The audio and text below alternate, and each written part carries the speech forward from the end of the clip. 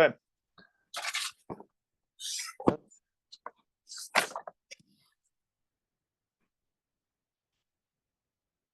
Pick up where we left off.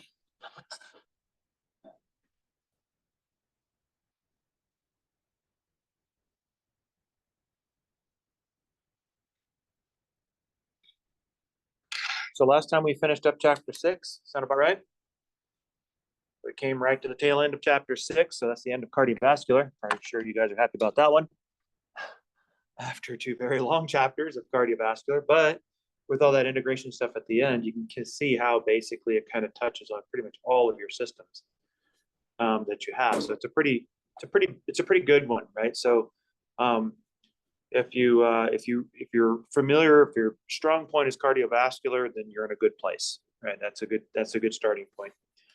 So 7 and 8 are going to be immune. So 7 is immune system and lymphatic system, and 8 is infectious diseases. And so I still have to, yes, I still have to post last video for the lecture. I also still have to post the PowerPoints for 8 going forward. So those aren't there yet. So those will get there eventually. And I also, now that we've finished chapter 6, I think I've got 5 up on Connect right now. I think I've got up to 5. I still have to work on 6. So that's still kind of in the works, just to kind of let you know where everything is with respect to that. In terms of scheduling and exam cycle, we are currently in week, and so our next exam is going to be week 9. So it looks like around the week of October 13th-ish and around that area. So we still have a couple of weeks, so this week and the next week, to cover content. So that will be that component. So we'll talk about content coverage when we kind of get through this. It's looking like probably we'll have a pretty good chance of having all of 7 on there. So there's going to be a few more chapters on this exam, and that's typical. Went a little lighter on exam 1, but obviously if you go a little lighter on exam 1 because of that's our first kind of entrance to the exam cycle, get you a little bit of orientation and familiarity. But now that we're kind of already there, we have to kind of load up our chapters and get those knocked down. So let's go ahead and take a look and talk about lymphatic system and the immune system. So basically, we're going to begin this discussion by taking a look at the lymph system in particular. And so when you take a look at the lymph, you basically have a system that is essentially an open system, right? So remember, the cardiovascular system was a closed and pressurized system. This one is an open system, right? And so it's a little bit different that way.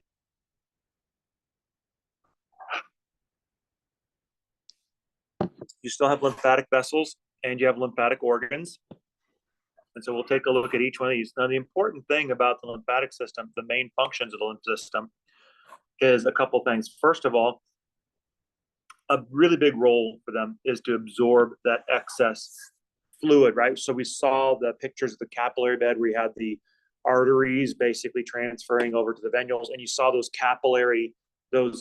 lymphatic capillaries kind of interwoven into the capillary, basically to provide that kind of mop up of water, right? So that's so that when you're doing that fluid exchange in your capillaries don't get all of the fluid back in, right? So it gets most of it, but not all of it. About 10% of it is left behind, and that 10% gets mopped up by these lymphatic vessels. So they're really important in kind of that water balance idea and kind of mopping up that extra interstitial fluid.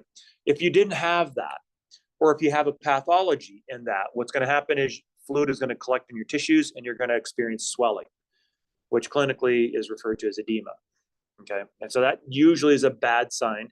That usually means there's some sort of a breakdown in that process. And when you start breaking those sorts of things down, it's oftentimes not just isolated to that system. It's usually a secondary cause of a even worse scenario, like oftentimes a cardiovascular breakdown will lead to breakdowns in the lymphatic system and cause swelling. And so bad things happen when your systems start to break down that way. So that's the first one. The second one is their absorption ability, right? So basically, these guys will absorb fats in your digestive tract. This is basically how you absorb fats in your digestive tract, is through a special type of lymphatic capillary called the lacteals. And so you absorb your lipids with your lymphatic system. And then, of course, your organs are basically there to defend you against the disease. So these are basically part of your immune system. So you have three really important functions, right? I mean, water management, fat absorption, and also immune defense. So these are all really important functions. So the lymph system oftentimes is sort of the unsung hero, right? The one we don't really talk about, but its functions are pretty critical and pretty deadly if they're not working correctly. So inside the lymph vessels, you're going to basically find a fluid, kind of like plasma, but we call it lymph. And so when you take a look at your lymph vessel, it has a blind end in your lymphatic capillaries. That basically means that it's kind of open-ended. Your lymphatic capillary basically kind of have an open end. And essentially, your lymph, generally speaking, doesn't go out, although it can. But oftentimes what will happen is that excess fluid will come into the lymphatic capillary, and then that will kind of create your lymph. So that water that you're absorbing up with your lymphatic capillaries is essentially what creates that lymph. And so basically the lymph will start to move away from the tissues. And so then what's going to happen is you're going to move away from the capillaries, and from there you're going to meet your lymphatic ducts. And so you have a couple of major ducts themselves. So number one is you have what's called the thoracic duct, and the other one is the right lymphatic duct. So these are important because the larger of the two, the thoracic duct, is collecting this lymph from your lymph system from areas that are essentially below the thorax, right? So the lower region and the left side of the neck and arm and so forth. So this is basically draining that sort of lower region and the left side region. The right lymphatic duct, which is a smaller of the two, is basically focusing on collecting lymph from the right side of the body, the right arm, for instance, the head and neck, and the right subclavian. So it's largely just this quadrant right here, just this right area right here. The overwhelming majority of what's happening in your body is on your below, and also the left side is being collected to that main larger thoracic duct. And so this is kind of like what it looks like. Here's your lymph system in a nutshell. So up here, and I can try to blow this up, but basically right here, you can see your right lymphatic duct. You can see it's basically draining blood from this area right here, and it's lymph, and it's draining it into the vasculature, the blood system, to be delivered to the heart. So your lymph is actually dumping into your circulation, and then it's basically being incorporated with the plasma, and then it's basically moving throughout the body. So this is the way basically you kind of create the cycle, right? The cycle of fluids basically goes from your heart to your tissues, and when it goes out to your tissues to the capillaries, that little bit that doesn't come back into the blood does come back into the blood. It just has to make a side trip through the lymphatic system, and then it'll be dumped back into the bloodstream on at either the subclavian or somewhere close to there through these lymphatic ducts.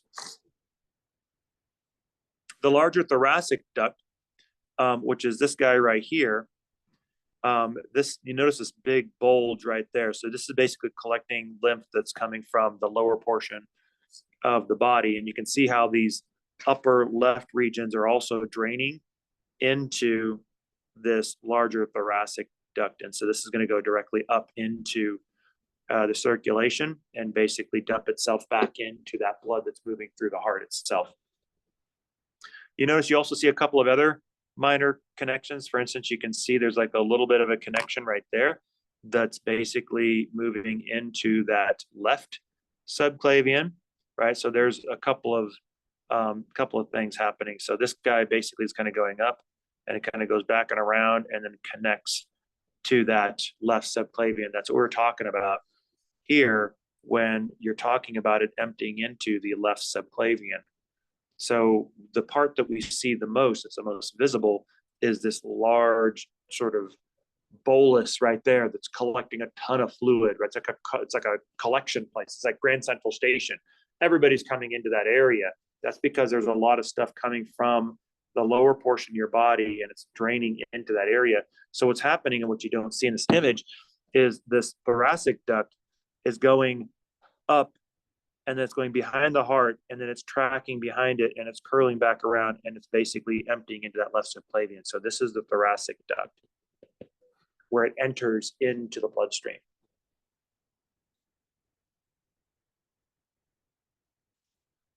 So this is kind of what it looks like in the capillaries. So notice here's your capillaries.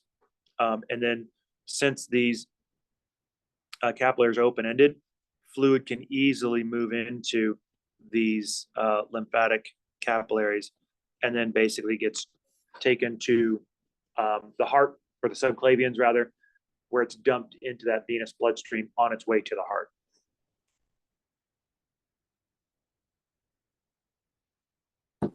So you can see there's a lot of other structures here that are associated with it, a couple of organs, right? And so we'll talk a little bit about those organs as well. We'll take a closer look at them. So the larger lymph vessels, the bigger ones, not the capillaries, but the big ones, have a very similar structure to veins, right? Including that presence of valves. Remember, we talked a little bit about valves being sort of the main strategy for how you can move blood against the force of gravity up to the heart. Well, your lymph vessels have the same thing, the larger ones.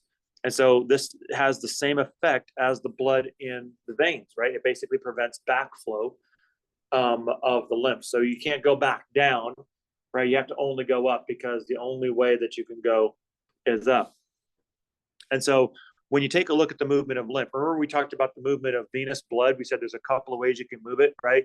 So you can move it, first of all, by the valves. Those are a key piece of it. So that basically eliminates backflow of the blood. But then you had this muscular contraction, which sort of squeezed the blood from one valve chamber to another. So the valves didn't allow it to basically come back when your muscles relax, and your muscles basically kind of squeeze it like a tube of toothpaste, shooting it forward. So that was one technique. The other one was the respiratory pump. I think we might have mentioned it in passing. It's very brief, right? But that's basically creating negative pressure in your cavity, which sort of is like sucking on a straw, right? Basically, you're sucking the blood up with this negative pressure. So you had a couple of major things going for you for the venous blood return, but the only one you've got going for you for the lymph blood return is the skeletal muscle contraction. Okay, so this is the only one really that you have. And notice you can see that in the way it's laid out, right?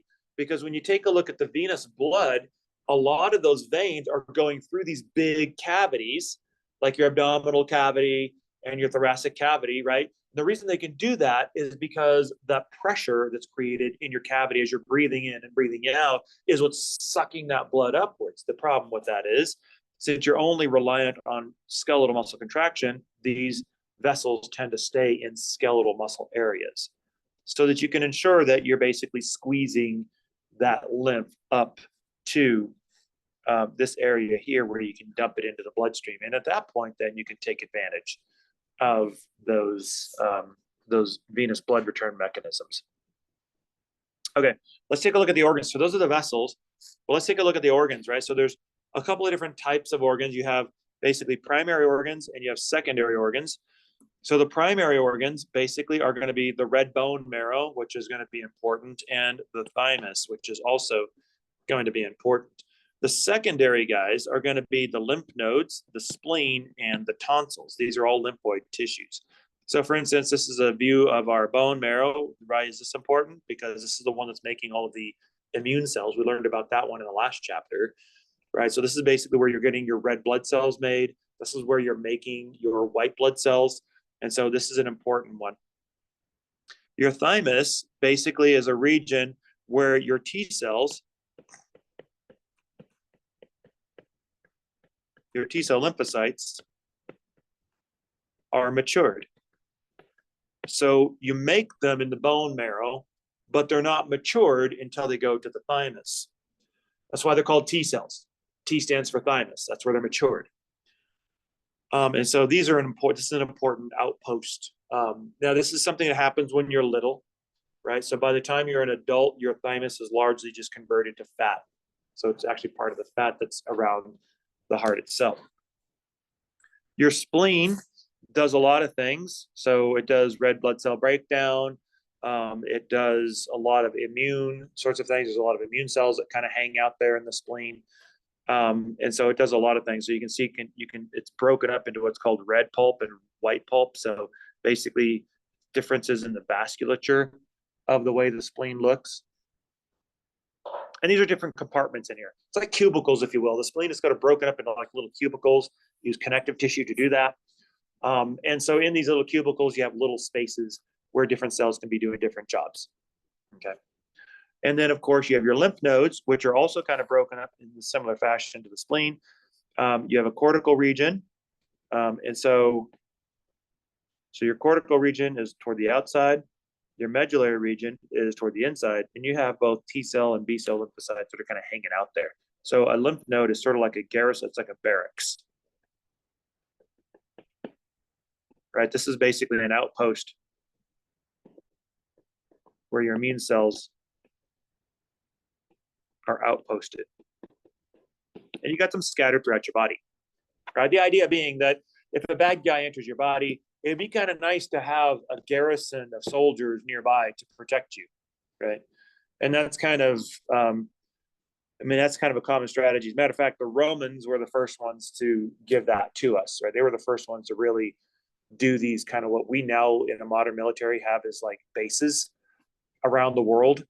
And those bases are there for the purpose of protection, right? Because we've got, say, for instance, Americans in that area, and our bases are there for the purpose of protection and to maintain that protection for American citizens. The Romans were the first ones to start that, right? So when they were up in Great Britain, they didn't just say, oh, okay, we own you, all the British people, all the Celtics, right? The Celtics wouldn't have gone for that, right? So you basically have a garrison of troops up there that are there to protect other Romans that are there, just doing their thing, doing commerce, right? And they're there to protect also the holdings of the Roman Empire. It's like, we own you, Britannia, and we have a garrison of troops here to prove that. It's just kind of like, we've got army bases and Air Force bases in Japan. And that's kind of a sort of a way of saying, we own you, Japan. Just remember that, right? I don't think technically we're considered an occupying force anymore, but our forces haven't really left. So even though Japan is its own thing, they kind of their own thing to a degree, right? But that's the kind of way it works. Now, it's a little bit different, obviously, if you're stationed in Germany. We don't station ourselves in Germany because we're telling the Germans we own them. We're there as a NATO force, right? We're there as an ally to basically say, listen, Germany, you're kind of right there where all your bad people or the bad people, where all the enemies are, right? The people who would likely roll you up, like other countries in Eastern Europe who would love nothing more to just roll right over Germany and take it over. We realize you're close to a whole group of enemies there. And so we have our air bases and our military bases stationed in your country as a NATO protective strategy, right?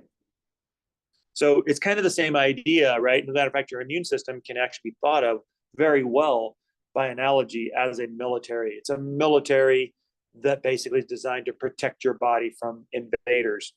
And not only that, but it's a really good analogy is not just any military, but the Roman military.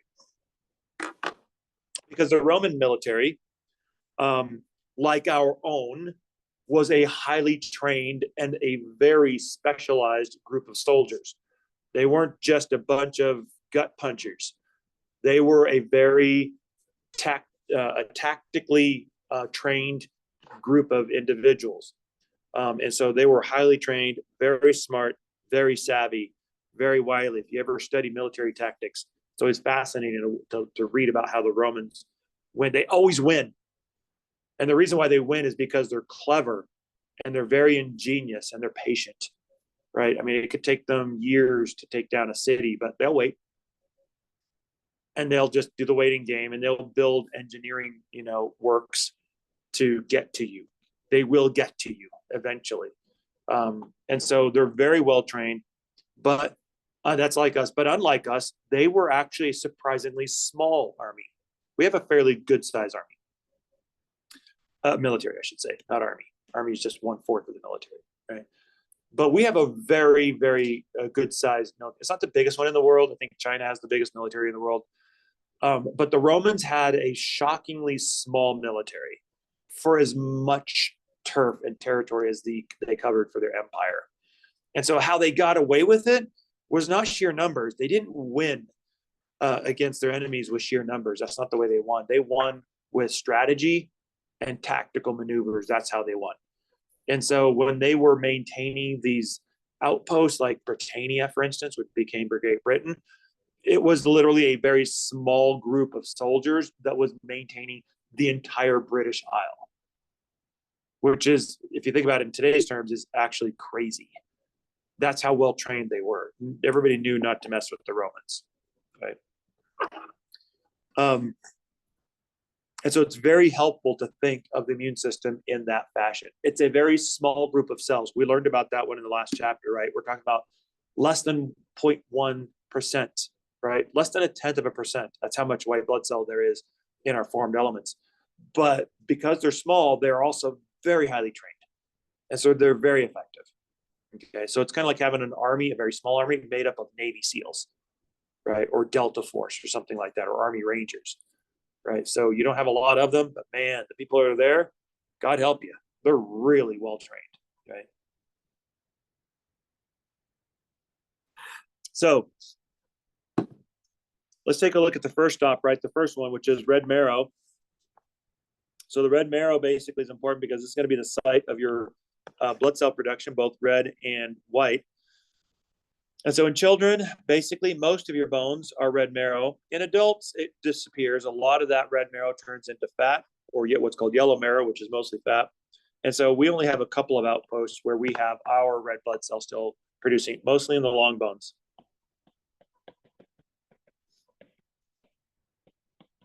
So like your femur, that's where we're going to get our humerus.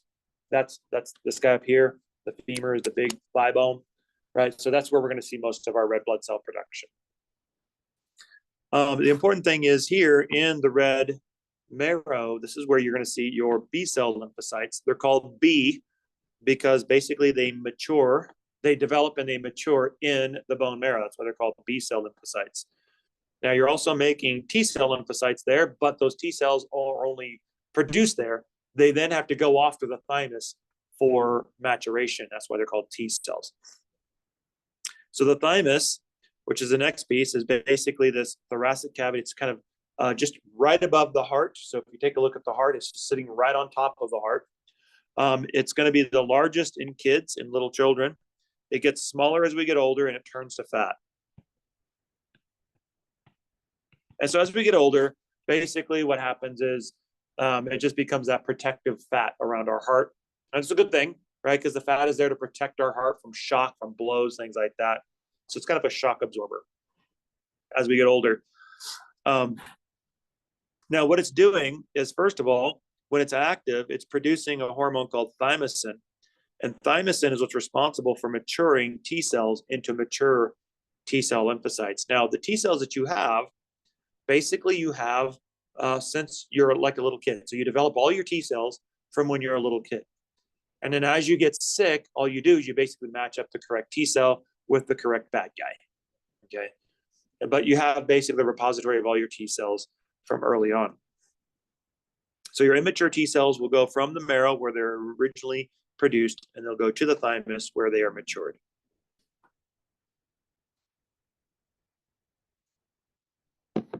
And one of the lessons that you learn in your thymus, tolerance, right? So just like the police force, yeah, actually the military as well, right? One of the very first lessons that you learn about battlefield combat as a soldier is making sure you can differentiate the bad guy from the good guy. because you're not a very good soldier if you're basically shooting up all of your fellow soldiers, right? If you can't distinguish the difference between the enemy and your friend, then you need to get off the battlefield, right? Because you're more dangerous to us than you are to the enemy. The T cells are the same way. They go to the thymus and they are taught tolerance.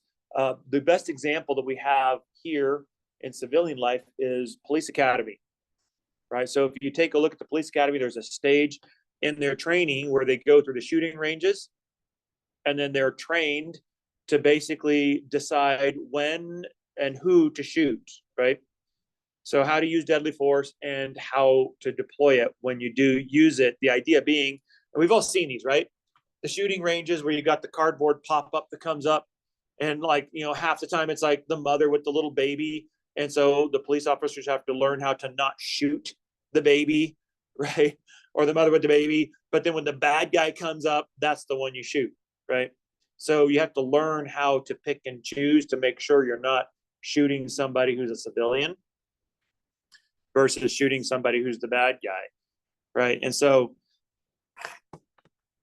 obviously in today's police force, there's a lot more associated with that, right? Because there's many more layers of that sort of inner city combat, because you don't just have good and bad, it's a lot of shades of gray in between. And so police officers are more than ever required to be very smart and shrewd with how they manage almost unmanageable situations, right? And this is oftentimes when they mismanage those situations, and we hear about it on the news, and then nothing good comes from that, right? I mean, a good example, you know, is the over-aggression of the police officers that we always hear, right? So where they basically end up killing somebody, and it's just like, this person was unarmed, and it's like, you know, they were just running from you, right? And that's one of the things you're supposed to learn in police academy is if they're running from you, you put it down, right? I mean, you have to make sure that they're armed before you actually use deadly force. And so there's a lot of other shades in there, like the George Floyd thing, right? So the use of force inaccurately and inappropriately, like when they tell you they can't breathe, guess what?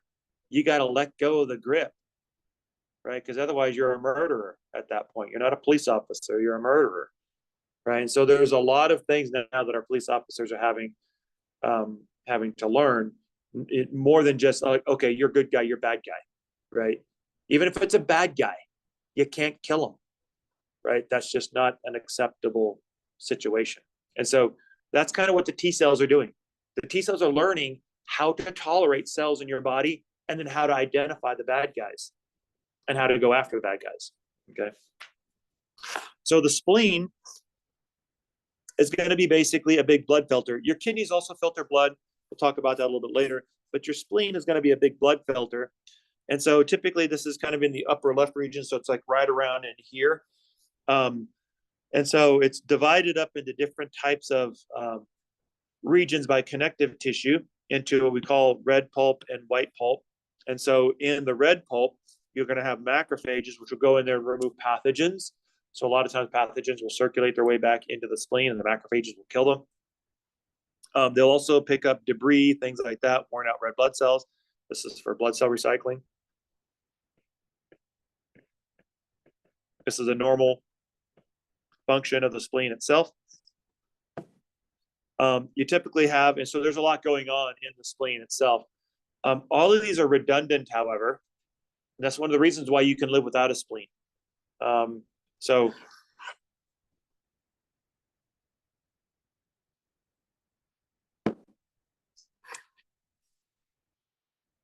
sometimes football players, you know, will take a bad blow to their spleen, and then it'll rupture the spleen and they have to remove it, and they live just fine. They can live without it because a lot of these functions that the spleen does, it can be done by other organs as well. So it's kind of like a support system. It's an extra support. It has a thin outer capsule, which is kind of like a little connective tissue bag or a husk around it. And so because it's thin, it's not got a lot of protection. This is what causes it to rupture. You got to smack it pretty good though. like a quarterback, for instance, right? And so that's kind of what happens. Well, who was it? The quarterback for the Buccaneers a while ago. Oh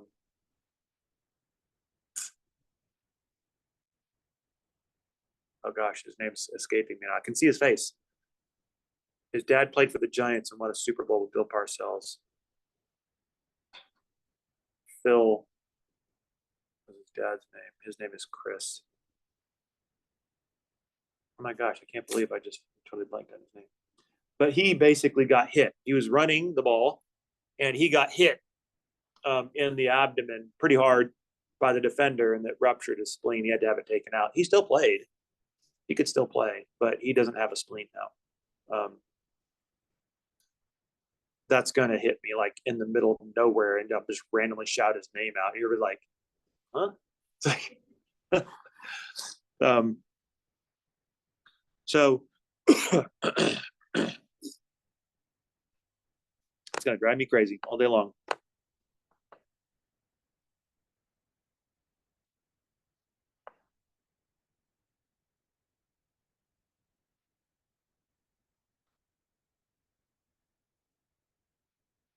Collins? Chris Collins? See, I told you. There it is. The randomness, right? Okay, anyway. So lymph nodes. Let's get down to lymph nodes. Lymph nodes are basically peppered throughout the lymph system. And so their job is to filter the lymph, okay? And so a lot of things are going on in the lymph system. For instance, they'll have a lot of connective tissue in them, kind of similar to the spleen, where they have these like little connective tissue fibers that kind of breaks it up into like little regions or zones or cubicles. They do have a capsule around them typically. And it kind of divides us up into compartments. They're oftentimes filled with macrophages, right? That's why I say it's like a garrison, like an outpost, basically, of these troops. And their job is to engulf pathogens and debris. Oftentimes, you're going to see here a little outpost of lymphocytes, both B and T cells, which will then fight infections and also cancer cells. That's the job of T cells. And they're oftentimes named after their locations. For instance, in the armpits, that's the axillary region. So those would be the axillary nodes. So those are the ones right in here. As a matter of fact, if you take a look at the history of the bubonic plague, oftentimes the reason why they call it the bubonic plague is because a buba or a bubon is basically a lump that is essentially the lymph node that swells up to a really huge size when you get infected with bubonic plague. And so oftentimes what you would see is a swelling of these axillary nodes. I mean, big things like the size of a softball. And that's why they call it the bubonic plague, is they used to call those boobers, right? Or your inguinal nodes, which are the ones that are just right into the groin. Just this is the one that they oftentimes are worried about, especially for things like testicular cancer. Oftentimes what will happen is when you have testicular cancer, usually it's either one or the other testicle, what they'll do is they'll lop off the testicle, right? They'll go through a surgery to lop that off. But then what they'll do is they'll check the inguinal nodes in your groin to make sure the cancer hasn't spread to those lymph nodes, because the cancer spreads those lymph nodes, it can get everywhere in your body, and that's bad news. Okay, that's actually a really they basically have the same concern with breasts. This is really why breast cancer is also of serious concern, because the mammary tissue in the breast are very close to and wired by a lot of lymph structures in the breast region.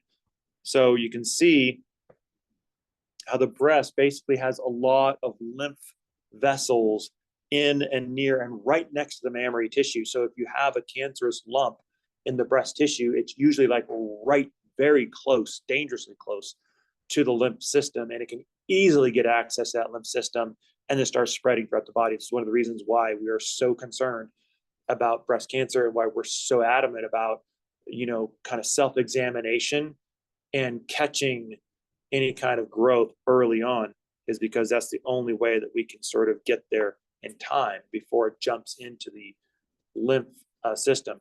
And this is a really, really big concern, especially with those cancers in areas that are close to that lymph area, because this is a really big problem. This is actually how my cousin died, who was also named Mark. There's 5 Marks in my family.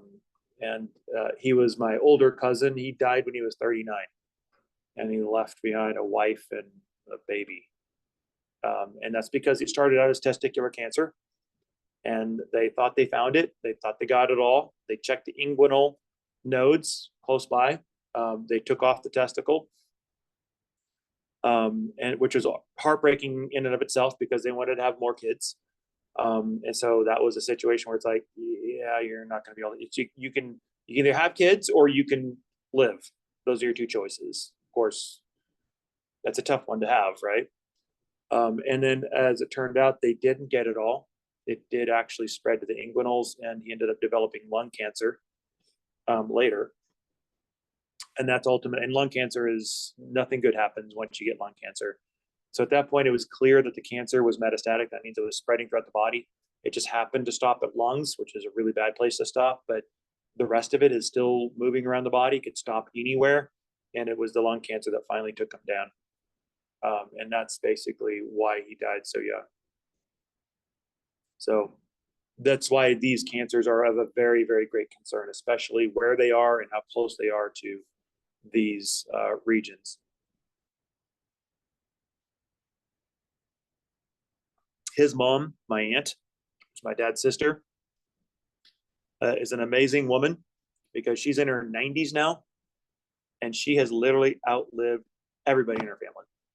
She had to bury her dad, my grandpa, whom I never knew. She buried her mom, my grandma, whom she knew. She actually had to take care of her in her old age. She had to bury her son. Her daughter died in childbirth, and her husband died a few years back. And so now here's my Aunt June, the warrior, trudging along well into her 90s. She's outlived us all. So she had to bury my dad. So there was only 2 of them in that family, her and my dad. So my dad died earlier. So she just keeps on going. So, which is really cool. It's like, but at the same time, it's really sad, because it's like, I remember her having to go through all that, losing your daughter and losing your son, and now she lives with her daughter-in-law, with my brother's, or excuse me, my cousin's wife. That was all free, by the way. Probably more about me than you ever wanted to know. But the reason why I mention those sorts of things is because these sorts of things aren't just basically slides in a chapter. These are real events that happen to real people, and they touch our lives in ways oftentimes we don't expect. My aunt did not expect to lose her son to lung cancer at the age of 39, but she did. Right? So these things can happen when we least expect it. That's the reason why these things are important to cover and to watch out for, especially for things like this, because if we get ahead of this, this is something that's manageable, especially something like testicular cancer. That's what was so heartbreaking about that one. It's because you get to testicular cancer early, and it is very rare that it's not a killer. You get to that one early before it spreads, and you will survive, and you'll live a long, prosperous life. But if you don't, and that spreads to your inguinal nodes, then that's a problem. Same is also true for breast cancer. Okay. So that was cheery, wasn't it? So anyway, it happens to us all. And so we have to just be aware and make sure we're savvy. Don't just ignore it, go to the doctor, have things checked out. Better be safe than sorry, right?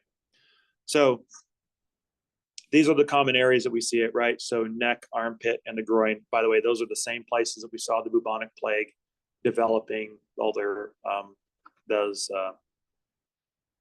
growths. Those are the lymph nodes, by the way, that were getting so big in bubonic plague. Okay. So there's also other types of structures. There's what's called lymphatic nodules. These are kind of smaller collections or concentrations of lymphoid tissue. They typically don't have a capsule. They're just aggregations. of lymphoid-like tissue. Tonsils, which are typically in your throat. These oftentimes will be similar to lymph nodes. They're kind of like specialized lymph nodes. And so they're lymphoid tissue in nature. And so these guys are going to be fighting off infection that's basically entering into your throat. So infections, say for instance, infectious things that are basically coming in as you're breathing in. If you breathe some sort of an infectious agent, your tonsils are supposed to take care of that. They're doing battle with that. Or if you swallow it or eat it, it's going to pass over your tonsils. Your tonsils are basically doing battle with that. The reason why tonsils are a problem is not because they're there. It's because that oftentimes when you get sick, they tend to swell, just like most lymph nodes, right? Oftentimes when a child gets sick, we'll kind of feel under their neck, right? And so to see if their lymph nodes are swollen, because your lymph nodes tend to swell under active infection. And so oftentimes what will happen is when you get some sort of a sickness, whether it's flu or something of that nature, that's usually what it is, those lymph nodes, those tonsils will start to swell. And what can happen is they can start to close off the pharynx, and that creates a breathing pathway problem. And that's the reason why you remove them. You don't remove them because it's fashionable like it was in the 50s, right? It's like, oh, hey, look, you got tonsils in there. Let's remove them. Like, why? They're working normally. They're working the way they're supposed to, right? In the 50s, we did all sorts of stupid stuff. Like, you know, it's like, hey, let's just have your tonsils up because you're 5. It's like, what? That doesn't make any sense. Right? If they're working normally, leave them alone, right? Don't just take them out. Your appendix the same way. Well, since we're fishing around in here, let's just take your appendix out. It's like, why? It's got a job to do. By the way, your appendix is also part of the lymphoid tissue spectrum. We know what it does now, right? Just because you don't know what it does doesn't mean you just go monkeying around in there just ripping it out of people. I mean, that's just dumb, right? It has to be a presentable problem first. And so this gives you some immune support as you're sort of breathing in and swallowing stuff. You also have another patch of lymphoid tissue that's in your intestines. It's actually in your intestinal walls called Peyer's patches. It's like a big purple aggregation. Well, it stains purple. It's not actually purple. It stains purple. Aggregation of lymphoid cells that are in the intestines. And it's there for the same reason. It's there fighting infections that comes in contact with your digestive tract. So if it made it past your tonsils, then you've got another place to do battle with this, and that's in your Peyer's patches as it goes through your intestines. By the way, you also see a similar type of an outpost of cells in your appendix as well, right? So your appendix is part of this lymphoid grouping. So leave your appendix alone unless it's inflamed and it's you know, appendicitis, unless it's going to rupture. In that case, you want to take it out because a ruptured appendix can kill you. Okay. The last thing you want to do is for your GI tract, anything along your tube or your GI tract to rupture and to enter into your abdominal cavity. That is almost always lethal. Okay. So let's take a look at our immune defenses. So basically, we have a couple of different ways to take a look at our immune defenses. So we have 2 different branches of our immune system. We have what's called our innate immunity and then our adaptive immunity. And so basically all of our immunity is essentially killing bad stuff and foreign stuff. Actually, not bad stuff. It is really, your immune system doesn't make a value judgment. It just basically kills stuff that doesn't belong there. So essentially,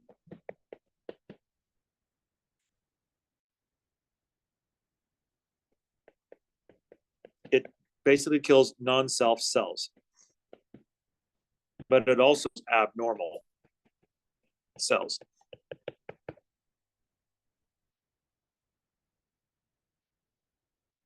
Now, what does that require your immune system to be able to do? It requires your immune system to be able to differentiate the difference between self. It also allows it to be able, requires it to differentiate between a normal and an abnormal cell. Like, how do you define normal? There's a very tight definition in your body as opposed to what normal means. And so we have this broken down into what's called innate and adaptive. So in your innate immunity, basically, this is something that's always on. And so you don't have to have exposure to any kind of a pathogen for this part of your immune system to be active. So this is what's constantly sort of in a process. It's kind of like always actively there. Think of it as sort of like a policing force. It's always there, patrolling throughout your body waiting for something bad to happen, right? So it's kind of like a police force. It's constantly there, the thin blue line, so to speak, right? Now, the adaptive, this is basically one that's only initiated when you get exposed to a pathogen. This is kind of more like your military. Typically speaking, your military isn't really doing much when there's not aggression. But when an enemy comes in and breaches your defenses, then all of a sudden it's been exposed to a threat, and then your military kicks in, right? So the two of these are kind of like police force versus military. So you can see why the military and the police force analogies oftentimes tend to work out for the immune system. So let's take a look at the innate first.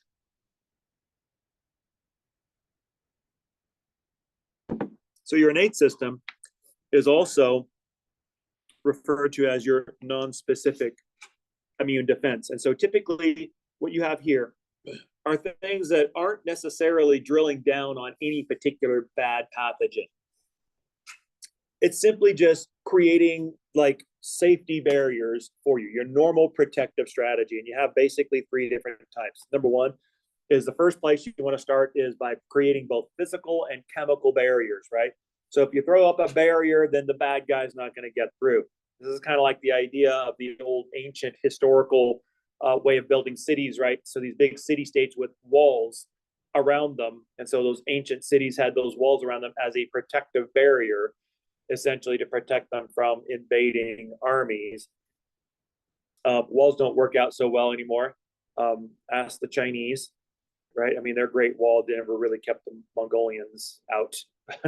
It didn't really work. It's cool to look at, but it doesn't really work as a defensive barrier, right? It never actually did. They had to do different things to sort of protect themselves from the Mongolians.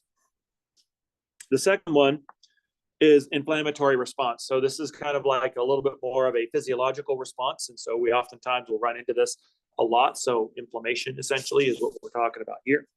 And then we have what's called protective proteins. We have specific proteins whose job it is to protect us from the bad guys. And so the important thing to remember is in your innate defenses, there is no recognition of a pathogen and also no memory. So every time something comes in and insults you, you don't recognize it. It's like you've seen it for the first time. But you have a certain number of things that you can do, regardless of who it is, that you can use to basically attack it. You don't really care who it is, right? Or identify the enemy. You just know it's like, well, wait a minute, you're in my yard, and I don't really care who you are or what's going on there. Just I have some things I can do to get you out of my yard, right? So you don't really care. You don't really recognize the individual. So this is kind of like what it looks like as an overview. It looks a little busy here, but let's just kind of walk our way through it. So here's a couple of the defenses. First of all, you've got your physical barriers, right? So these are your barriers to entry. For instance, your skin, your mucous membranes, things like that. Those are those barriers to entry. But sometimes when they get breached because of injury, perhaps, you're going to puncture a hole in them. And of course, when you puncture a hole, you get these little green guys here, which are the pathogens, bacteria, for instance, for lack of a better example. So then what you're going to have is you're going to have a whole host of different things coming through. And so you'll have different types of cells that will come through. You'll have some phagocytic cells. Now remember, phagocytes are basically cell eaters. That's what they do. They don't just eat any cell, they eat these pathogens that have come in. So here's an example of a phagocytic cell called a dendritic cell that will basically kind of wrap these little tentacle-like projections around the bacterium. It'll engulf it, and then it'll basically chop it all up, basically digest it. You also have another type of phagocytic cell called a macrophage, right? We kind of run into that one. That's the red blood cell one. So this guy will go in there and it'll basically gobble that up, and then it'll digest that bacterium. Your neutrophil, remember we talked about this one, remember that's the like a butterfly, sting like a bee kind of an idea. So this one will also go after them. This is also phagocytic. It'll engulf that bacterium and it'll digest it up. And then you have your natural killer cells, which typically stay in circulation. So generally speaking, natural killer cells don't go after the pathogens. What they do is they monitor things to make sure that everything is as it should be. but there's no abnormalities in the system. Okay, so you have a whole platoon of cells that will go after these pathogens and start gobbling them up. So here you can see the process, and we saw this before in the last chapter as well, where you see your monocytes, which are essentially your circulating white blood cell, basically squeezing between the cells of the red blood vessel. And then what's going to happen is this monocyte will then quickly transform into a macrophage. And then the neutrophil can also squeeze out, just like the monocyte, and then get into the tissues. And so this basically now, instead of being attacked by one bee, neutrophil, you're basically getting attacked by a bee and a whole hive of bees and a wasp and a whole hive of wasps. So it's like being stung by a whole bunch of bees and a whole bunch of wasps all at the same time. Okay. Now, there are protective proteins that are also in circulation. We refer to some of these guys as complement proteins. There's also interferons as well. So some of these are signalers, and some of these are actually designed to get out and do damage to the pathogens. For instance, complement proteins will actually poke holes in the pathogens.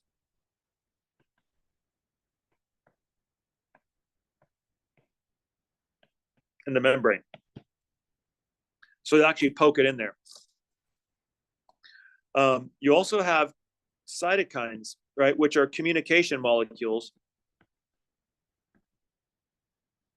And these guys will basically communicate to the rest of the immune system and coordinate the backup, right? Just like every good police officer, and you see this all the time, right? Police officers don't act alone, do they? When a police officer arrives on the scene and they see some trouble brewing, what's the first thing they do? They call for backup, right? How many times have you seen a unit that's stopped, that's pulled a car over, but it's not just one unit. You see another unit behind them, right? And so whenever you see a unit driving by and they see another one of their compadres working on a particular scenario, what do? They always stop, don't they? So they work in teams. Why? Because they realize the nature of the danger. Because I appreciate police officers. I would never want to be one. Because you never know when a basic traffic stop is going to be the end of your life. When somebody's going to pull out a gun and just pop you for pulling over for registration problems, right? Or something of that nature. So I appreciate the office, but I cannot do that. I just can't live my life thinking this is going to be the last day of my life. And that's the way police officers oftentimes live, especially if they're in really bad cities, because you never know when something that shouldn't be bad turns into a train wreck. Okay. So that'll communicate then the inflammatory response, which will then basically help you to sort of do battle with these pathogens. None of these require you to identify this pathogen, right? You just know it doesn't belong there and you go attack it. You don't really care who it is. You just go attack it. You don't belong in my yard, do you? So I'm going to kill you, right? That's pretty severe, but right. So that's kind of how it works. You don't need to know who you are. And so those are kind of like how we look at it. So we take a look, first of all, at your physical barriers. So the first ones we have are skin and mucous membranes, right? So the skin obviously has lots and lots of keratin in it. So this is basically the protein that is your hair. Your hair is mostly keratin, so is your nails. So this is a really tough protein. It's like cement. It's like cellular cement. And so exfoliation, we all know what exfoliation is, right? Many of you guys probably use exfoliators. Pumice stone, that's the old traditional one, right? What are you doing? You're basically scratching all that dead skin off of and the idea is you're supposed to leave that nice, supple, moisturized skin underneath, right?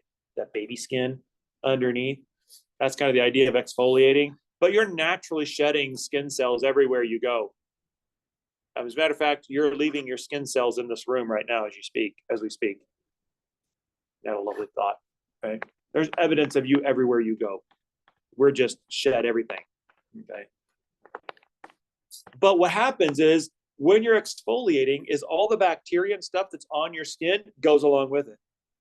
So basically it leaves your body, and that's one physical way to get microbes away from your body and away from entry points in your body. The biggest one is going to be your nostrils. Okay. Now, mucous membranes kind of do the same thing. For instance, in your respiratory tract, if you have pathogens that get stuck in your respiratory mucus. So remember when we looked at the tissues chapter, we talked about the ciliated, pseudostratified ciliated columnar cells. And we talked about how those are the liners of your trachea. And what they do is they secrete mucus on the liner of your trachea. And that sticky mucus is what grabs onto and collects all the dirt particles, and in this case, microbial particles. And then the cilia basically sweeps it up into your cough zone so you can cough it out. And that is one way that mucous membranes are working for you to basically sweep away all these entrapped pathogens to get them out of your system. Okay. So those are all types of physical barriers. You just don't allow them to get in the first place. Chemical barriers, if they do get in, then you can create a very inhospitable environment that pathogens don't like. For instance, you can create acidic secretions that are very antimicrobial, right? They're not going to kill the microbe, but they'll certainly not make their life very happy. And so your sebaceous glands, which are basically your oil glands on your skin. So these will often have acid secretions in them, which tends to weaken bacteria that's on the skin. So if you can't kill them, then kind of make them non-functional, make it difficult for them to actually do their business, which is to make you sick. Okay. So that's kind of what acid secretions do. You also have another version of this in your sweat and in your saliva and your tears, which have a lysozyme, which is basically an antibacterial enzyme that will actually go after and cut up or digest different components of a bacteria. Okay. So that's a good thing.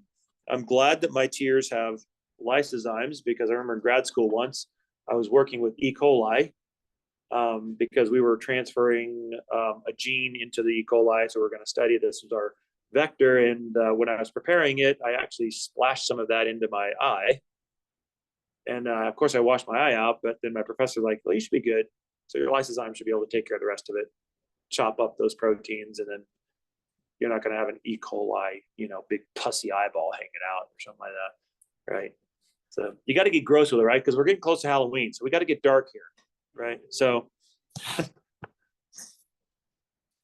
far, so good. I'm pretty good, actually. I always warn my A&P students that usually in the fall in particular, as we get closer and closer to Halloween, I get darker and darker in my analogies.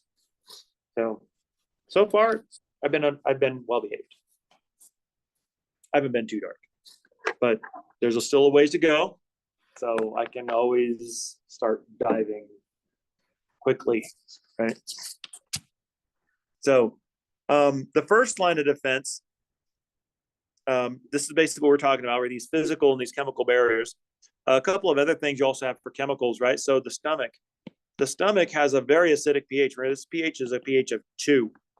And so this is a really nasty place to live. The only bacteria that are going to survive in there are what's called extremophiles, right? And extremophiles are a group of bacteria that have basically adapted to live in really harsh environments, right? So like you'll have thermophilic bacteria, which have adapted to live under really hot conditions. So these are the guys that live in those hot springs, those volcanic geyser areas where the water is like close to boiling. And so they've managed to adapt to live in those harsh environments. Some are called what's called halophiles, after the term halogen. So for instance, the group 7, fluorine, chlorine, bromine, iodine, and those guys are all halogens, salts mostly. And so a halophile is one that is a salt lover. So they live in really highly concentrated salty areas, and they can live happily there, where most organisms cannot. And so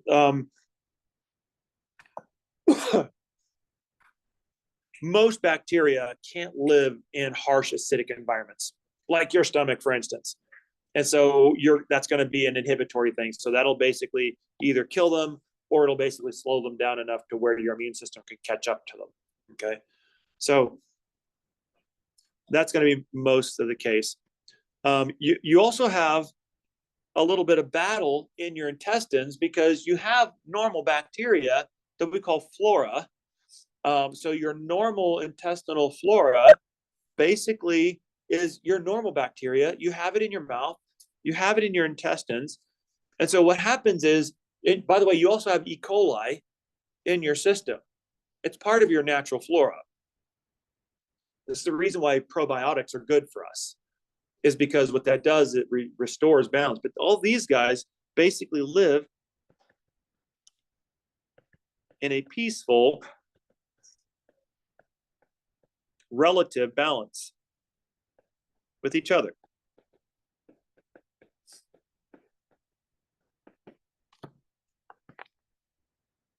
So oftentimes when a new bacterium comes in, they'll be prevented from getting a foothold because your normal flora are already staked their claim, right?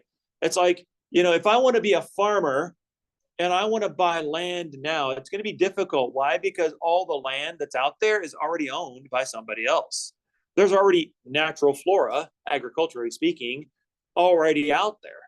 So it's difficult to buy enough land to be a farmer, unless I buy it from another farmer who wants to sell, right? So getting a foothold is going to be difficult for me. And that's kind of the same way it is with incoming pathogens. The natural flora already have their stake. They already have their foothold. They're already in relative abundance.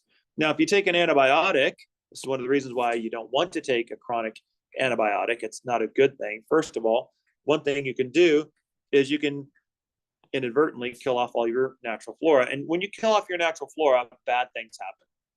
Your natural flora are really critical in maintaining good digestive health. If you start getting out of balance in your natural flora, then bad things can happen. Okay, digestive issues can happen. And you see this in veterinary medicine as well. Like I had a while ago, I'll never do it again. I had bunnies, those cute little loppy ones, and they're really cute. But I'll never do a prey pet again because I swear they thought every time I came home from work, I was just there to eat them. So you couldn't really cuddle on them and kiss on them like a puppy because they were just so afraid of you, because they just assumed that you were picking them up and this is the last, this is it. This is, you're going to eat me now. This is the one, this is the time where you're going to eat me. And so they never got past that because, well, if you think about it, a bunny is at the top of everybody's menu.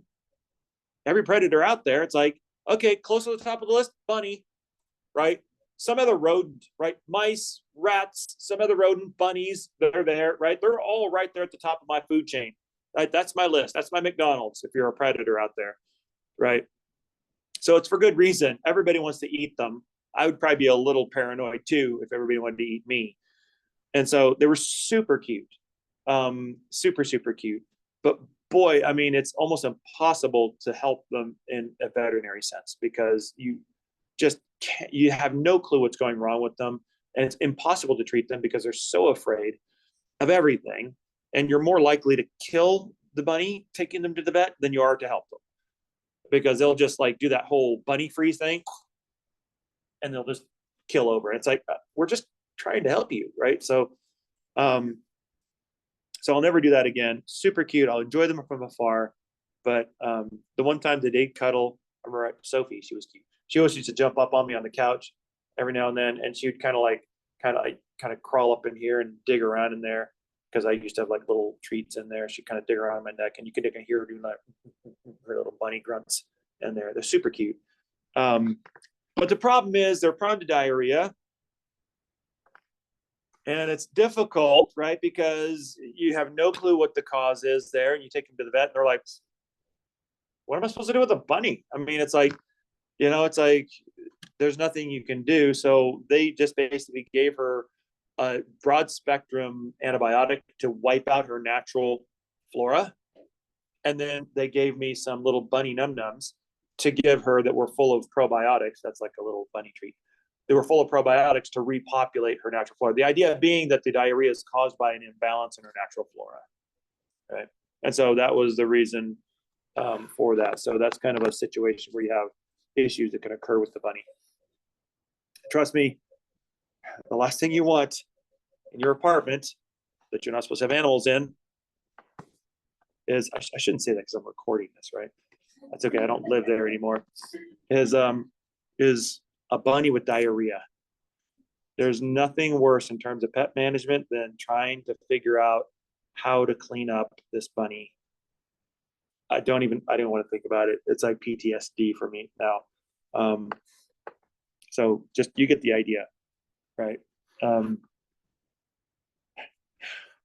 Yeah, I still laugh at the maintenance guys who used to come in there. They're like, do you have animals in here? Of course, bunnies smell, right? They smell like bunnies. I'm like, nope. Are you sure you don't have animals here? It's like, nope. Just don't go in the bedroom, but nope. So yeah, that was hilarious. They knew, I knew that they knew, and I didn't care. It's like, yeah, I paid some money for that apartment because they damaged it pretty good, unfortunately. They're chewers, by the way. Carpet, not good. Bunnies love carpet. So just telling you, when Easter comes around and you get the urge to get a little bunny because they're cute and it's Easter bunny, don't do it. All right, just enjoy the bunnies. Don't get one. Okay, so that was free. Just ignore that if you wish. But anyway, inflammatory response. That's the next one on line.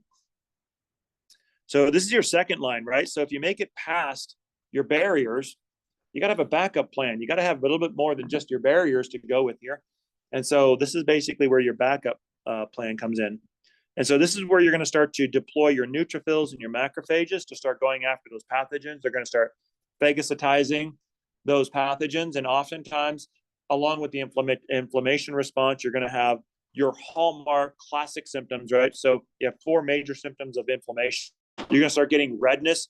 This is due, and we'll talk more about this, to blood circulation increasing, heat because your blood is hot, swelling because of the increased fluid, and of course pain because you're tripping out the pain receptors, and that's going to be communicating to your body that you got a problem there. Okay, so all those are true for inflammation situations. And so oftentimes when you have damaged tissue, if it's an inflammation response, or mast cells, if it's not a damaged tissue situation, both of these guys will basically release histamine, which will then cause your capillaries to dilate, and it becomes more permeable. So basically you allow more passage or safer passage for things like other white blood cells who need to kind of be recruited to the site to sort of back up, right? So the idea is when you call for backup and another unit comes to help you out, they're screaming their sirens all over the city, right? On their way to help you.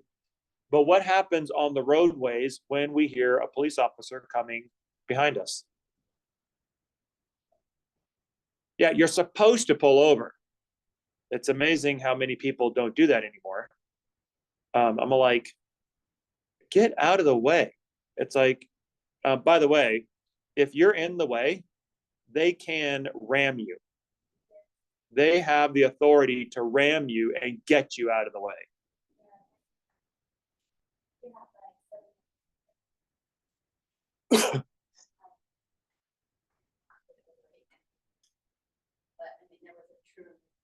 Yeah. Yeah. So fire trucks in particular are good at that. That's the reason why, if you look at a fire truck bumper, it's like, I mean, a block of cement with metal around it. So they've got a substantial bumper, because the idea is they won't just ram because they don't want to kill you, right? What they'll do is they'll make contact with you, and they will basically use their powerful engine, and they will basically push you out of the way. And they have the authority to do that, and there's nothing you can do about it. You want to go sue the city? Good luck. But they'll just basically take a look at you and say, like, next time, get out of the way. That's what the sirens mean, right? So that's what's happening here, is basically you're dilating the roadway to allow free passage of the first responders to get past you so they can get to the point of crisis quickly, okay? The same thing's happening here with histamine. Okay, so this is kind of what it looks like. So here's basically your steps of inflammation. Let's start off with number 1. So first of all, you're going to have your injured tissue and your mast cells will start to release the histamine. Your basophils are doing the same thing. And so this is going to cause your capillaries to dilate, and it's going to increase the blood flow so that your backup can get there quickly. Okay. So you can see your breach here. And of course, you've also breached your blood vessels. So you got the whole blood clotting thing going on there as well. So in the second one, your macrophages, which are already there, right, because they're patrolling around, and your dendritic cells are going to start going after the pathogens that are coming in and being opportunistic about this. So where you have all these pathogens on your skin, as soon as you breach that barrier, in they come, they're ready to roll, right? They're waiting for that moment when they can get in. And so they're also going to be releasing these cytokines, and that's going to further recruit and stimulate that inflammation response. The next step that's going to happen is your neutrophils and your monocytes are going to start oozing in, moving from the bloodstream into your tissues, or they're coming. This is your backup, right? And they're going to start basically backing up the residents that are already there. So you have the guys who are already there, and then you have the backup who are close by, who are then going to start to move in, and they're going to double down on the going after those pathogens. And then the last one is your blood clotting piece, which is going to wall up the capillary and prevent your further loss of red blood cells. Okay, so that's basically your inflammation response. Notice it's local, and you don't need to know who the pathogen is, right? You can do this whenever. Whenever you have a breach, whenever you have a pathogen, you can do this. So it's basically a really, really good system for that. So when you take a look at the symptoms, redness, heat, swelling, and pain, the reason that you get redness is because you increase the blood flow, thank you, histamine, to the skin, and because blood is red, it reddens that area. That's why it creates redness. But also, blood is hot. So if you increase blood flow to an area, you're also going to increase the local heat. So that heat increase is helpful because increasing will oftentimes be a negative factor against pathogenic growth. By the way, increasing temperature is a strategy you also use systemically, right? So when you get basically sick, you have a pathogen that your immune system is fighting, your hypothalamus will turn up the heat in your body, right? You run a fever. The reason why you run a fever is to create an inhospitable environment for the pathogens. Yeah, you're in me, and I'm doing battle with you, but you know what? I haven't killed you yet. But what I'm going to do is I'm going to crank up the heat. I'm going to make things a little uncomfortable for you. So maybe if I make things a little uncomfortable for you, you're not going to fight as well. And I'm going to be able to get an upper hand on you. Okay. So that's basically kind of what the heat piece is about. And so this is also going to bring a lot of white blood cells to that area where they're going to be able to do battle and sort of finish off the job. So the capillaries in that area that are damaged, their permeability is going to increase. What does that mean? That means you're going to have more fluid getting into the tissues. This causes the swelling component. And so you're going to be moving more of that material into the tissues because that's where your battle is. Your battle is in the tissues, right? So those macrophages, those neutrophils, they need that fluid support in order to do their job. And that's basically what's happening. And of course, you're at the same time clotting up the blood vessel to prevent blood loss. So you're allowing fluids to leave your capillaries so that you can support the cells that are out there doing the battle, but at the same time, you're blocking the blood vessel so that you're not losing red blood cells. You don't want to lose red blood cells, right? Because you're just going to make more from your bone marrow. That's what's going to happen. And so that excess fluid in the area is what causes the swelling, and the pressure from that swelling will push on nerve endings, and that causes the pain. And pain is an important thing in your body. Why? Because pain is one of the main triggers or the signals in your body that tells you that you need to pay attention to an area of your body. That something is wrong in your body and you need to pay attention to that. That's what pain is for, right? If you didn't have pain, then you would basically do a lot of damage to your body that you're not even aware of. a good example of that, just to drive home that point, illustrate that point, is having your tooth filled. Anybody who's had dental work, you've gotten yourself numbed up. Has anybody mistakenly chomped on their tongue when they're all numbed up? Yes. Yeah, it doesn't feel very good, right? Now, you don't feel it when you do it, right? Which is always the problem. Me, I'm not so much a tongue chomper. I'm kind of a cheek chomper. So I'll kind of bite my cheek and I won't realize, it's like, ooh, okay, I don't know how badly I got that, because you can't feel the pain response. So you don't know how bad that is. But if you've ever bitten your tongue or you've ever bitten your cheek, once you bite it, it gets worse, doesn't it? Because you've irritated it, it's swollen. And so now you're finding yourself biting your cheek like a cereal biter, because it's gotten fat and swollen and it's getting in the way of your teeth now.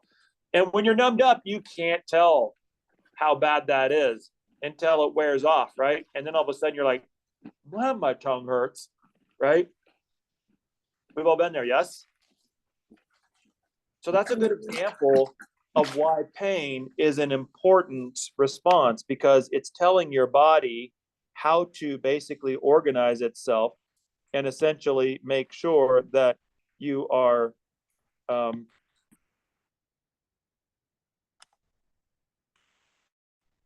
not damaging your tissues, right? So you have to have that pain to know that's like, okay, what I just did, I need to stop doing so I don't damage my tissues more. Okay. So pain is a really, really important response. We don't like it, but it's relaying critical information to us. And it's usually about like, wait a minute, this is damaging your body. You need to not do this. Okay. So if we didn't have pain receptors in our tongue or in our cheek, if we were perpetually numb, which is something that happens actually, if you like damage some of the nerves in there, some people have to live with that, then basically your tongue would be a chewed up, ratty little mess because you would never feel it. So you'd be doing lots of damage to your body and you would never know it because your pain receptors aren't there to tell you that you're doing damage to your body. Okay. So they're very, very important. So then what happens is, because you have your blood vessels dilated, these white blood cells, the backup, so to speak, these guys are going to be coming through the bloodstream and into the surrounding tissue. So for instance, the neutrophils, I said, are the first responders. These are the first ones on the site, and they will start going after debris, dead cells, and bacteria. So they'll be doing all kinds of battle. And so these guys will kind of be help for containment.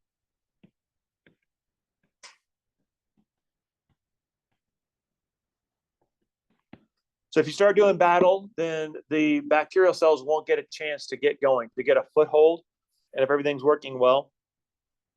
But typically, like I said, they sting once and they die, right? They sting like a bee. And so you have a lot of die-off. And then as you start to pile this up, then you start to get that yellow-white pussy amount, right? That's basically a bunch of dead neutrophils. That's what that is, right? And that's the reason why when we see a wound that's starting to get that pussy look to it, what we realize is that wound that's supposed to be healing is actually undergoing an infectious battle. So that's telling you that your wound has been invaded by bacteria. Your immune system is attacking them and they're dying in droves, and that's what's creating that pussy piece to it. So when you clean it out, what you're doing is you're removing all the dead bodies from that area. But usually you don't just like remove that. You usually like clean it up with some sort of an antiseptic or something of that nature. You kind of re-clean it, retreat the wound. What all that does is it allows you to be able to sort of clean the bacteria that are in there out of that wound. And hopefully that will kind of get the upper hand on that bacterial invasion if it hasn't gotten too far. Okay. That's why you clean out a wound. So if it gets pussy, you have to re-clean and kind of get that sort of antibacterial presence in there, so that your immune system doesn't have to keep fighting this invasion. Now,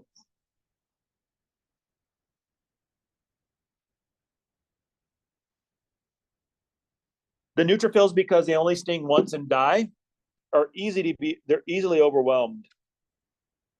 And so when they become overwhelmed, oftentimes when they die, they will start to release cytokines, right? So these granules that they have in their cytoplasm we talked about before are full of cytokines. And so these basically will go and signal to more white blood cells to come in and to back me up, right? So I got a situation here, get in here and start doing battle, okay? And so oftentimes this will signal the monocytes to start moving into the area, and then they will start to move into the tissues where they'll become macrophages. And now you'll have an indefinite force here. So you'll be able to kill multiple pathogens here before you expire as a cell. So this is oftentimes what happens after you sort of clean this out. And then you allow the macrophages to sort of move in, and then they'll do a much more effective job. So no, so the neutrophils aren't designed to necessarily sort of take care of the problem. They're really designed to just stabilize the situation. What a neutrophil's job is really to do is to kind of like the first responders, right? So if you've ever been in a car accident, this happened in our car accident when I got in a car accident. The first ones on the scene was the fire truck, right? Because they were the first responders, and their job, because they didn't have the capacity to take me to the hospital, I didn't need to, thankfully, I just broke my wrist, so it was a relatively minor injury, although it didn't feel minor. Especially when you try to sleep that night and you're like, okay, my arm hurts and I just can't sleep. And you don't have anything but Motrin to help you. So you just get it out, basically. That was fun, but that's my problem, not yours. Right, so basically they're the first ones there. And so their job is clear. Just basically stabilize the situation. If you are like in a life-threatening situation, if it's a mortal wound, their job is to administer CPR and emergency medicine on the spot just to stabilize you, to try to get your vital signs as stable as possible while the ambulance is hot on their tail, right? And the ambulance then is going to have much more equipment than the fire truck has, and they're going to be able to take it over and do a lot more while they take you to the hospital. Okay, but that's kind of what the neutrophils are like. The neutrophils are like the fire truck.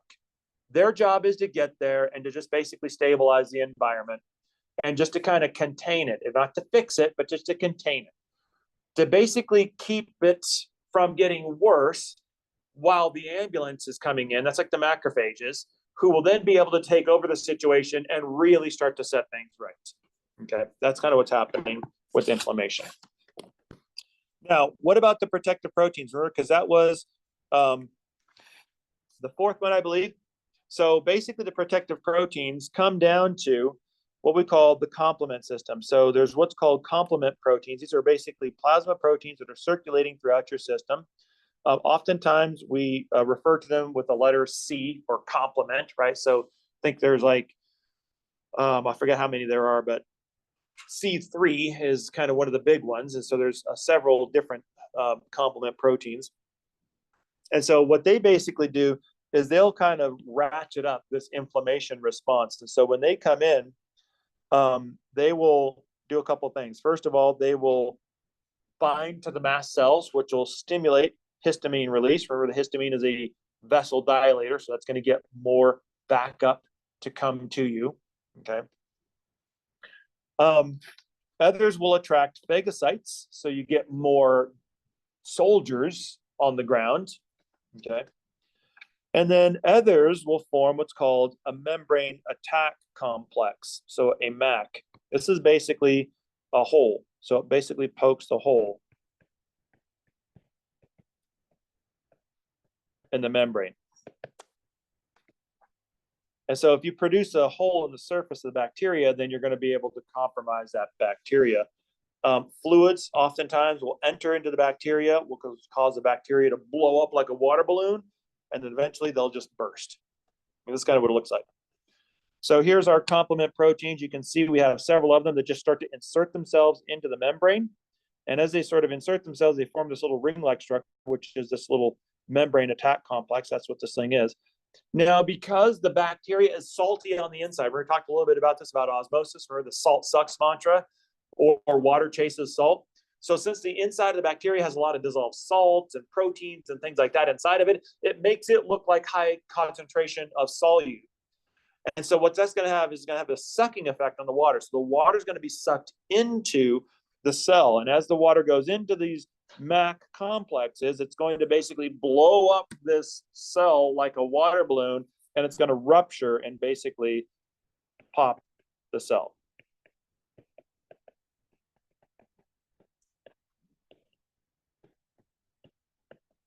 And I love the way they kind of put all that juice in there, like it's, all that kind of cell guts coming out of there. So you poke a few holes in here and it's quite effective, right? So it's going to basically pop them by allowing that water to come in. Another type of protective protein is called an interferon. Interferons are really important because these are chemicals that aren't really around in the bloodstream, but typically they're produced by cells that themselves are infected with a virus. And what they're doing is they're warning other cells. So this basically is a warning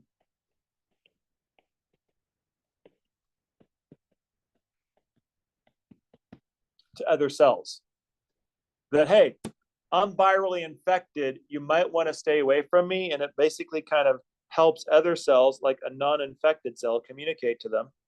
And then it'll cause these cells to produce substances that will basically interfere with viral replication.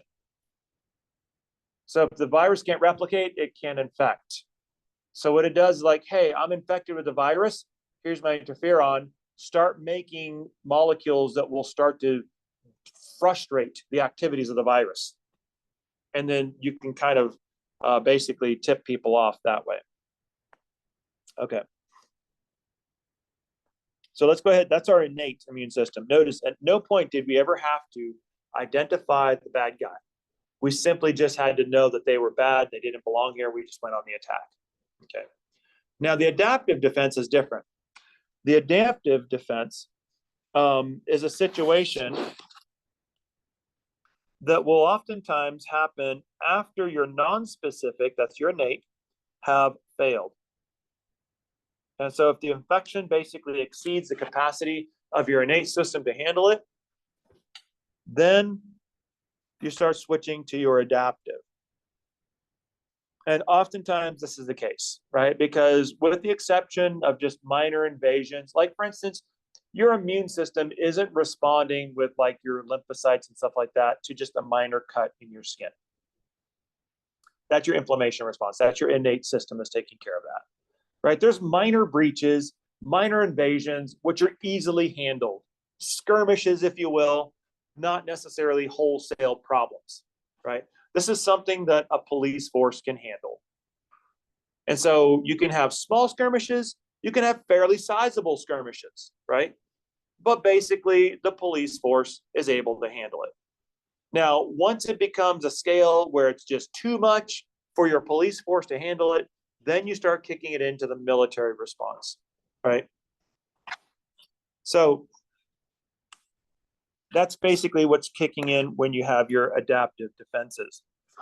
So ultimately, in this case, what you're doing is you're focusing on a particular agent that has entered the body. Now, the important thing about this one is there is a memory associated with adaptive.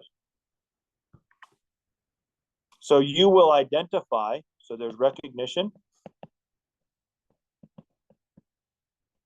and remember the pathogen. And that's very much like the military, right? Because if you ever looked at military tactical strategy, you'll notice that the key success metric of most militaries is recognition. I need to recognize the enemy. What does that mean? That means I need to break the enemy down in terms of strengths and weaknesses, like where their artillery is, what they're trying to do. I can figure out what they're trying to do, like chess, right? By how they're moving their troops around. And then the other one is remember.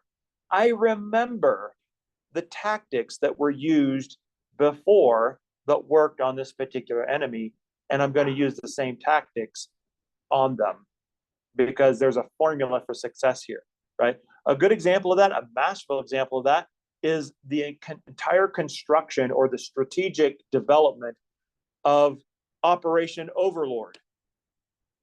Okay, history buffs. Anybody know what Operation Overlord is? History majors, I'm looking at you. We know it more commonly as D-Day, right? But when you take a look at the strategic follow-up, the lead up to D-Day, that was exactly what the military was doing. That's what Eisenhower and the Allies were doing. They were analyzing the Nazi movement, the Nazi strategy. We had just got done with the Blitzkrieg. It was in Normandy, which is northern France, right? And so they were looking at how the Nazis were set up on the beach, what their tactical strategy was, like where their concentration of forces were, where the weak forces were. As a matter of fact, a common thing on D-Day that a lot of people don't really know about was there was actually a tactical strategy thing that we use on D-Day to our benefit. Have you ever heard of Patton's fake army? George Patton, the tank guy, the crazy guy. The Nazis were afraid of Patton because he was like a loose cannon and a great general. But they were afraid of Patton and his tank force. He was in charge of tanks, right? Because the Nazis themselves knew very well how effective and wickedly effective a tank battalion could be, right? That's how they did the Blitz. That's how they basically trampled France and went through the Maginot Line and pretty much just gobbled up all of Europe in like lightning speed. It's because they had those Panzer tanks that were super fast, wickedly effective, and they could just basically roll up vast amounts of territory before anybody would hit them. So they were well aware of the wicked efficiency of tank battalions, and they were also scared to death of Patton. So what they used was a decoy. Patton was supposed to go from Normandy a little further east up the coast with his tank battalion, but it was supposed to be a fake battalion. So they were decoying, hoping to draw the Nazis away from the beaches where they were landing up toward Patton to meet Patton and his fake tank battalion coming in. Problem is the decoy didn't work all that well. And so you could see how they were using recognition, and they were also using a memory of one of the weaknesses of the Nazi strategy and their fear of Patton. They were using that as their strategy to defeat the Nazis on D-Day. Okay. So your immune system is doing the exact same thing. Okay. So that's a good place to stop. We'll start with some of the deep dive on the adaptive a little bit later. That's your history lesson for the day.